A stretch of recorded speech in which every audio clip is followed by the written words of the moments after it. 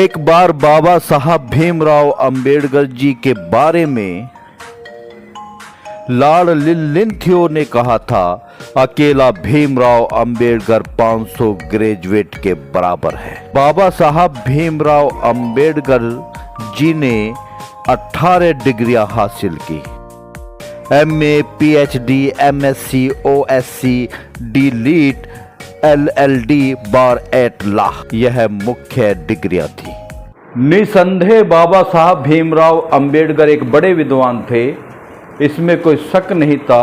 वो अपने तर्कों के बिहाफ पर बड़े बड़े की बोलतियां बंद कर देते। बाबा साहब भीमराव अंबेडकर देश की पहली सरकार में, यानी कि जवाहरलाल नेहरू जी की सरकार में देश के वित्त मंत्री बनना चाहते थे, पर जवाहरलाल नेहरू जी ने बाबा साहब भीमराव अंबेडकर जी को वित्त मंत्री बनाने का वादा तो किया, पर बाबा साहब भीमराव अंबेडकर जी को वित्त मंत्री नहीं बनाया।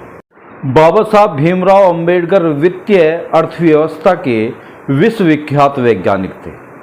अगर वो वित्त मंत्री बन जाते तो देश की अर्थव्यवस्था का ऐसा सर्जन करते जिससे कि बहुजन समाज का भी भला होता।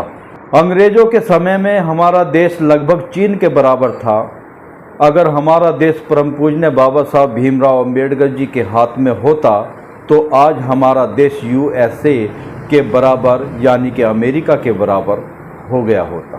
जवाहरलाल नेहरू बाबा साहब भीमराव अंबेडकर जी को कानून मंत्री की जगह वित्त मंत्री बना दिए होते तो वो देश की अर्थव्यवस्था का ऐसा सर्जन करते, आज हमारा देश अमेरिका के बराबर हो जाता।